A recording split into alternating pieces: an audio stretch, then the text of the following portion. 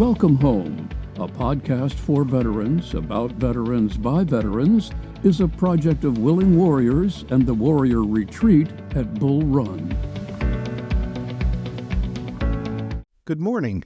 I'm your host, Larry Ziliak, Director of Culinary Services here at the Warrior Retreat at Bull Run. And today, our guest is Gerald Gangaram. He is a Army veteran, medically retired Apache helicopter pilot, combat veteran, retired as a major, and he is with the Bill of Rights Institute, which I really wanted to have him on to talk about his service, the transition, and then how he got involved with the Bill of Rights Institute. But Gerald, welcome to the program. Thank you so much, Larry. So happy to be here. So if you would, just tell us a little bit about your career, what made you join the Army as opposed to other branches, and your time in service. I appreciate that, Larry. So I got my start in the Army specifically because of a mentor I had. I was in a junior ROTC program, and there was a first sergeant that kind of took me under the wing and mentored me. And if it wasn't for him, I would not be here today, Larry. I would have been wearing prison orange instead of Army green. And so the Army was very much influenced from him because the way he taught it to me, I always thought I wanted to fly, and I thought being a pilot would be really cool. But he told me, the Air Force, that you'd be flying, the Army you'd be leading, and you have a knack for leadership, and that's what you need to do. And it took a mentor pointing out that to me for me to find that way. In the end, he really wanted me to go to college. He never had the opportunity to go to college, and he thought that would be very beneficial to me. And when he pushed me on, were you applying? I told him, First Sergeant, are you kidding me? I can't afford to go to college, let alone apply to college. And he told me, there's a school that doesn't have an application fee, and that's the United States Military Academy at West Point. It's actually the only school I applied to. And I got in because of how he helped me get to every one of the appointments I needed to go to, from sender visits, medicals, PT tests, all of those things, the interview process. And if it wasn't for his leadership in getting me through all that, I would not be where I am today, Larry. So I owe it to another Army veteran, right? And that's the good thing that I think I love about your podcast, is it's reminding us all that even when we take off the uniform, we can still be of service. Yeah. And I think more and more we need veterans to keep remembering that, your job isn't done. We have so much more left to do. And it really was thanks to him and so many other mentors I had just like him that were also other veterans that put me on the right path. So I went to the United States Military Academy. I graduated well enough to become an Army aviation officer, and then went to flight school, became a Apache helicopter pilot. And that was a dream come true in so many ways. How'd you end up with the Apache? So in flight school, you start all over again in a new order of merit list that we're so used to in the military. And thankfully, it was competitive to become an Apache pilot. You had to be at the top of the class. But I did, again, just good enough to make sure that I was able to be at the top of that list to become an Apache pilot. And I say good enough because even being in flight school, you're among the best in that group, right? And then with the Apache pilots, you're, again, the same type of thing. But it's also the mission that really was part of it for me. I didn't just want to get troops from point A to point B. Yes, that's a valuable mission on its own with supplies and everything else. But for me, I wanted it to be that my mission would be to get my platform, my weapons platform, from point A to point B. And then it was going to be time for me to do my job and develop the situation in that type of way. So I was very fortunate enough to become an Apache helicopter pilot, especially when I look at the rest of the trajectory of my career, where I would end up finally going to Afghanistan with my unit. I would be an executive officer there. And we would do a lot of things in the southern portion of Afghanistan specifically. And even after that, I had a successful time where I then took over, my command was as Firebird 06, where I was in charge of the Army's flight school. So then I was training future Army aviators, not just for the United States, but our allies as well. And the learning curve on all of that was tremendous. And I think one of the great things the Army and really military does in general is continue preparing you for the next thing and then forcing you to figure it out. And it's a trait that so many veterans have that we continue to, I see other professionals outside the military take for granted and overlook that, we trust the youngest people to take the most daring and audacious tasks. And when you look at how we do things on the outside world, it's like, well, let's make sure we put all these safeguards in place. And at some point, you need to let these people run. And I think we do a very good job of that in the military. For sure. I want to go back to one of the first things you said, which was how important the ROTC program is. I don't think people realize how important this program is and how it mentors so many young people.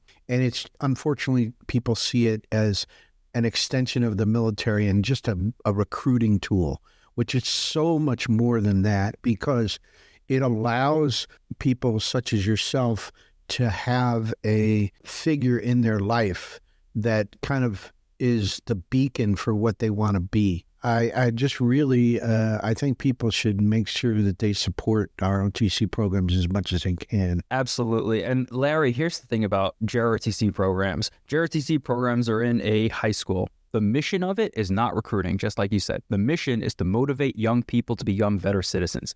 That's it. The instructors for it are all prior military that have come out, but it's on its surface, that's really what it is. The vast majority of students don't go into the military. Very few do. I'm a exception to the rule in terms of going into the military because that was a path I didn't know about. The big thing about it, though, is, again, motivate young people to become better citizens. JROTCs are great if you have them in your schools, but that's actually why I got aligned with the Bill of Rights Institute, because you have to be in a specific zip code to be in a school that has a JROTC program if you're able to. The Bill of Rights Institute still wants to teach people to become better citizens and have that civil education without needing a program that is based on the National Defense Act of 1916. And again, a great thing that it is. I wouldn't be here if it wasn't for that. But this is trying to get it where it doesn't matter where your socioeconomic status is, what zip code you're a part of, if your state supports it or not. My JROTC program didn't exist a couple years before I got there. It's only because Colin Powell noticed that the JROTC program was missing from his school that he was part of in different things, that he kind of invigorated that specifically in New York. And my school was one of the recipients because of it. So you're flying the Apache helicopter, close-in air support? Yes. Yeah. So talk a little bit about that, because for a lot of people who aren't in the Army or haven't experienced an Apache helicopter coming to save their ass, talk about what it does, what this platform delivers. The Apache helicopter is the most advanced aircraft in the world. And it's not just that from my bias. I mean, the History Channel says it that way. Disney has some modern Marvel episodes on it. Got to be true. I wouldn't be here if it wasn't for me being in a flying tank. That aircraft is the only aircraft in Army inventory designed to get shot at. So if we need one of something, we have two of something. If we really need one of something, we have three of them. You can blow up the right side of the aircraft and there are redundancies on the left side. Blow up the front of it, there are redundancies in the back. There's no discussion when you slice the aircraft up in this way of where the pilots are in this situation. But again, the aircraft is designed to take a beating. And because with my time in Afghanistan, that's where I really got to do the mission of an Apache helicopter pilot, where I learned as much armament this thing has on it. You have your 30 millimeter cannon, your rockets, your Hellfire missiles that can reach out and touch something from 8 kilometers out. The amazing thing was on my very first combat mission where I got that troops in contact mission, and we're flying out there and I'm like, all right, just getting myself ready. As soon as we get there, there's nothing going on. Larry, I thought I was late. I thought we got there too late, and I was beside myself in some ways. And I'm asking the guys on the ground, I was like, hey, what's going on? Develop the situation for me. And they're like, hey, everything has stopped. As soon as you got here, even the dogs stopped barking. Yeah, they heard you coming. They knew what was up. And the bad guys knew, stop doing bad things, because that was going to be the end of them. Yeah.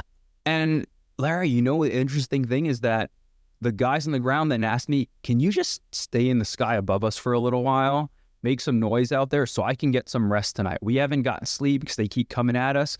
But if they know you're on station, I'm going to be able to safely sleep. And I realized that my job wasn't always going to be to end the bad guys at that time. Maybe it was just to give the good guys time to be able to know they could trust that sound they were hearing. We joke, that's the sound of freedom. You know, that sound was what gave them the freedom to sleep that night. Yeah. And I was like, I'll give you a bag of gas as much as I can to make sure that they can hear my rotor blades out there. It was too dark for the enemy to see us, but they just heard us out there and they knew hey, today is not the day to be messing with Americans. Yeah. And that mission on its own was so high in my mind in terms of we don't always have to go kinetic to get the job done. Deterrence is a great thing. Sure. That's one thing our Army is very good at. So when people are talking about different things with budgets and stuff like that, it's, sometimes we have to just show that the only people we're competing against is ourselves. Yeah. And that's a good thing. Yeah. You're medically retired. I am. Were you in a soldier recovery unit? I was in a short amount of time over at Walter Reed, actually. Okay. Yeah. Yeah. The interesting thing about my head injury, so I had a traumatic brain injury, right? I had my time in Afghanistan, but the interesting thing that's really hard for me, Larry, is actually telling my story still about what happened with my head injury. And it's not for the reasons everyone thinks, right? Like you and your listeners know, yes, I had a head injury. You also know I was an Apache helicopter pilot. But even when I tell my story, you'll listen that. So all of a sudden I went from kind of moving around to all of a sudden there was an impact and I was stopped. I'm in the hospital and they're doing stitches. I had a maxillofacial fracture, which means I had a floating jaw, lacerations all across my face. I couldn't use my arm. I couldn't use my leg. I had broken teeth. I wouldn't find out for a little while that I actually didn't remember a lot of things, including my name. But I did know I was a pilot. And so I'm asking the nurse that comes over, I was like, hey, where's my co-pilot? And also, where's my wingman? Are they okay? And she's looking at me with this bless your heart look on her face. And she says, honey, you weren't in the aircraft. And I'm like, oh no, is this something else that happened on the base and stuff? And she's like, this wasn't the Taliban. You're not even in Afghanistan. And I'm extremely confused now. And she tells me you were on the streets of DC on a bicycle and the person that hit you wasn't paying attention. And now I'm besides myself because for so many reasons, I'm like, no, anything that was supposed to do this to me was supposed to happen in combat. What are you talking about? And I was just completely disoriented in terms of what year it was, a lot of different things. And it would take a while for me to recover from that. But the worst thing about it for me was that, yes, I was going to end up eventually becoming separated from the military, but I didn't think I deserved all the care that was going into things because my battle, like I have injuries for Afghanistan, my combat time and other times in the military. This was a bicycle incident. I didn't want to get any help, mental health side. I didn't even want to see the neurologist they were putting me with these people at Walter Reed and stuff. And it didn't make sense to me. It's like, no, why do I deserve this? And it honestly led me to some really dark places. And especially after a year, all of a sudden, it took its toll on my family, my life, my professional side of things, especially when it was like, yeah, you're not going to be able to stay in the military because these injuries are so bad. I learned to do things like walk again, speech therapy, you name it. And I finally got to the point where I didn't think I deserved the treatment, let alone to live. And I saw myself as, you've seen, and I had judged harshly people that had to get out of the military for whatever. And it's like, well, if you just need to get out and do your time. And I was like, I'm just going to get out and not take up any more resources from people. And I didn't give myself any grace. And I kept comparing what happened to me to what I had seen happen to others. And, that guy left a leg in Afghanistan. He needs all the attention, not me. And that comparison that we do just eats us up. And I see people do it not just when it comes to the injuries we have that we can see, but even with stuff on social media these days, where they think someone's life that they're seeing in one picture in one moment of time. And it breaks my heart now because it's not like everything's completely better for me. I still have my challenges when it comes to depression and things like that. But one of the most interesting things that one of my mentors had told me, and actually it was a supervisor I had that I helped him get a job when he was getting out. And he took me to lunch one day to thank me for what I was doing. And he told me he saw I was in a bad place. And he said, don't rob the world of Gerald.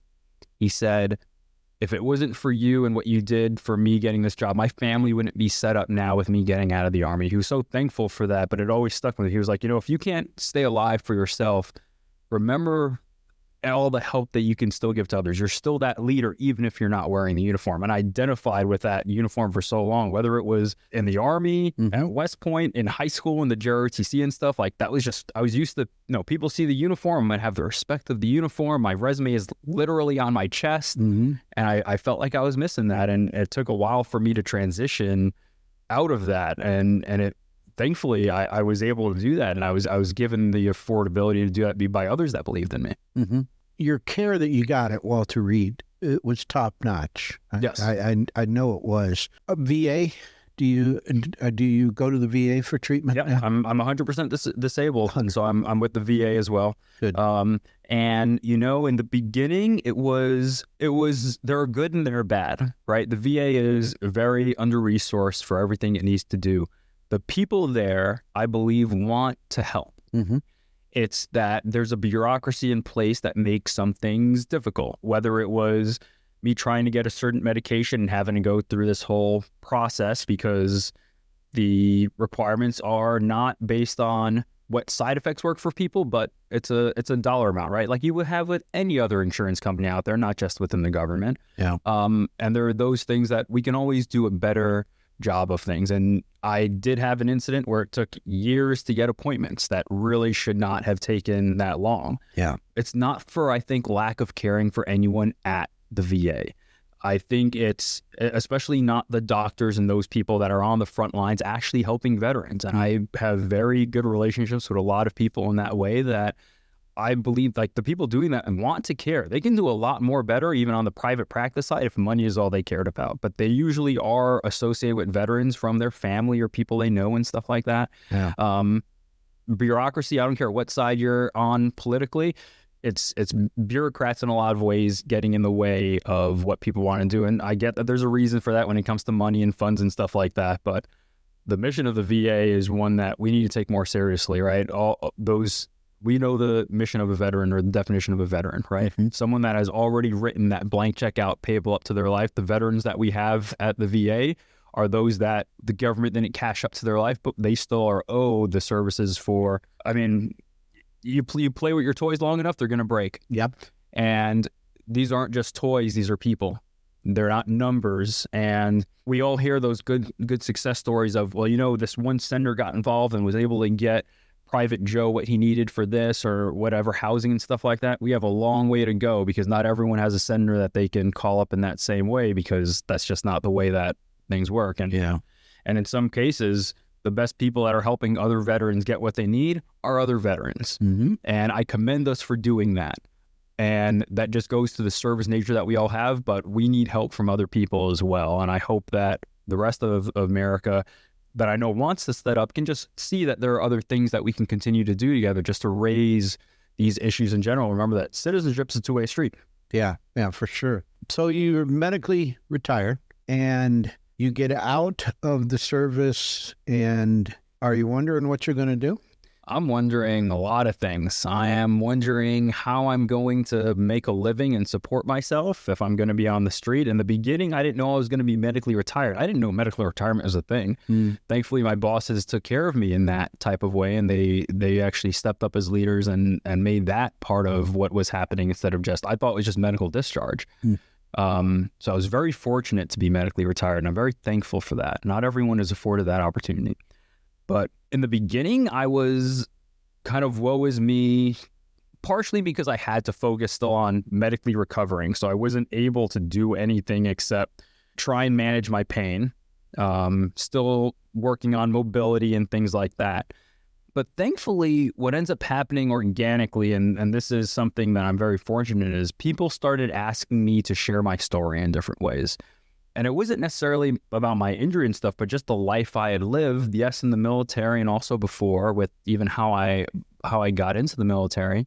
And so I just started getting asked to share my story. And eventually that became something where people started paying me organically to do it and flying me out to places to talk to their companies. And whether it was different CEOs or political figures or just small groups, even models and actors and entertainers and stuff, there's something about being vulnerable with others and allowing yourself to be in a place where it's not preaching to people, but you're sharing. Once one person is vulnerable, other people will resonate in terms of, well, hey, let me tell you about how that, like, I had a similar thing happen to me, because then they don't have to worry about trying to compare against each other. And so I started doing public speaking in that type of way, and then even some coaching and mentoring.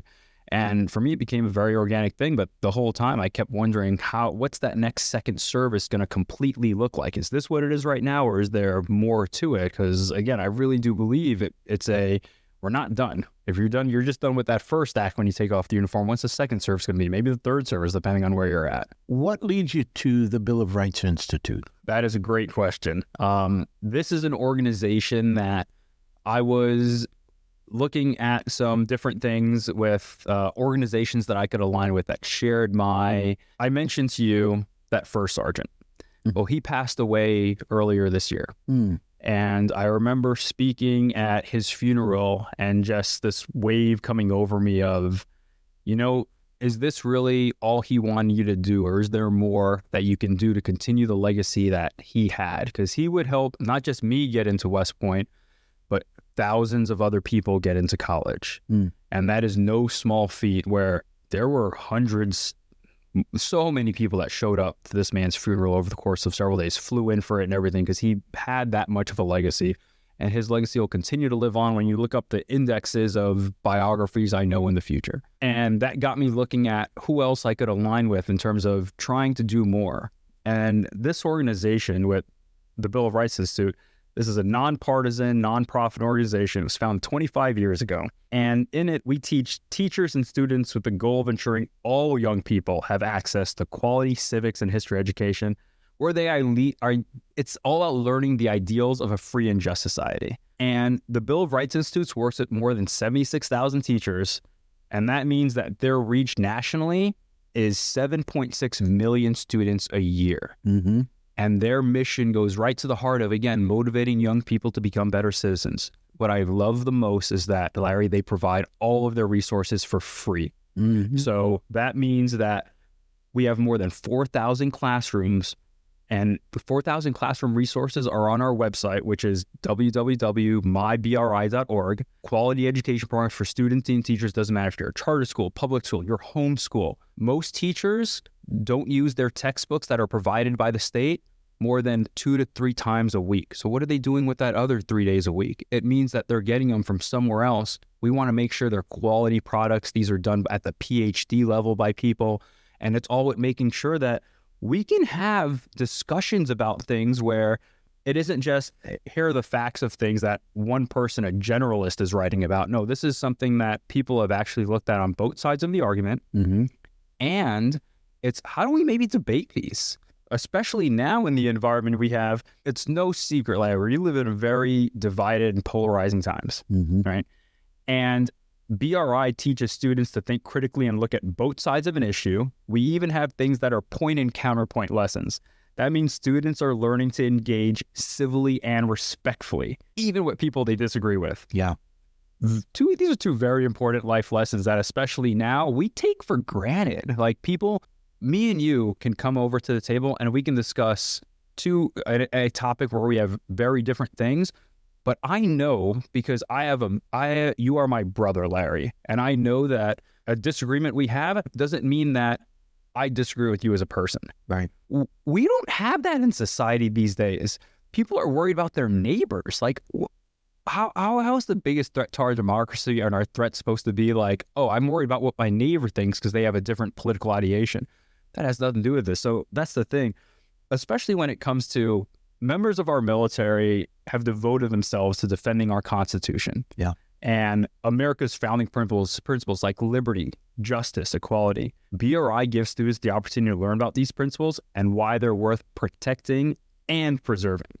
And I'll be honest with you, Larry, when I grew up, I didn't learn about this stuff in the normal course of my classroom discussions, right? I don't know if you did. No, not really. See? And again, I got them from those mentors and stuff, and even those teachers that went out of their way to do it. Those teachers need to be armed with something, and that's why I love BRI.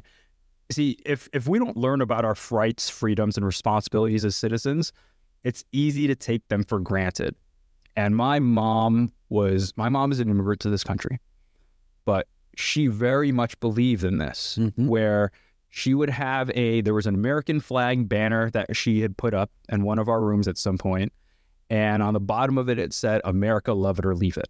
And my mom believed so much that if you're one of those people that says, well, if this person does something with an election, I'm going to go to Canada or Mexico or something, my mom believes the government should buy that person a bus ticket because there's a long line of people that want to be part of this country, because we're not perfect, but compared to anywhere else that you might want to be, there are things that we do right. And there are reasons why she wants to stay here and be a citizen of this great country. And she was someone that instilled that in me along with others I had.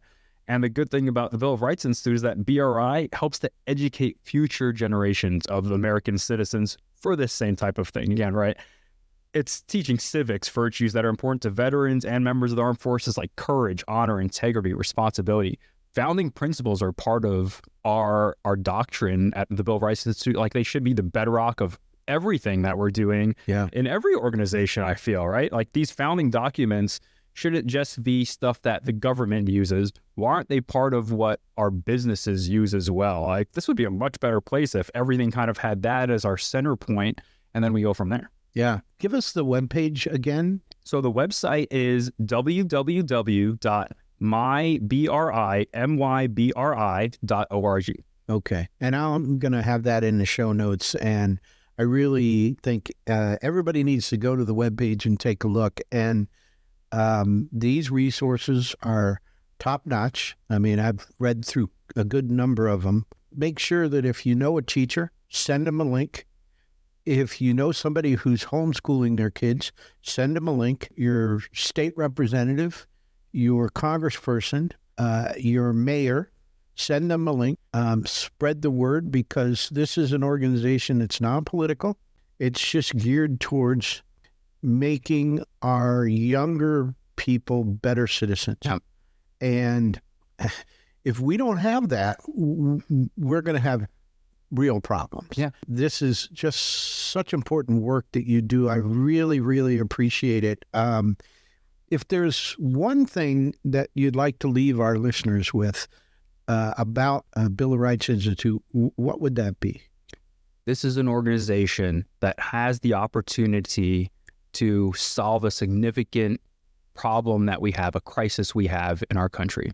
We're all worried about political division. We're all worried about what's the future of our government and this great American experiment of democracy. We have to make sure that people realize that it all starts with what we're teaching our children. And yes, math and science are great things and we need those, but there's proof that teaching social studies and citizenship and these types of history things will increase our ability to critical think. Mm-hmm. And if we can make sure that it's not just math and science, knowledge base that, yes, we definitely need, we want to stay competitive in those things, we want to make sure we're still thinkers. And we want to make sure that it's not about, we don't let any of our donors, it's all privately funded. We don't take any more of our money from the government because we don't want anyone to have their hands in this. We want to make sure these are the facts of history. And we need to make sure that together there is a way forward that is unbiased. Mm-hmm. And that is why I'm so proud to be part of this organization.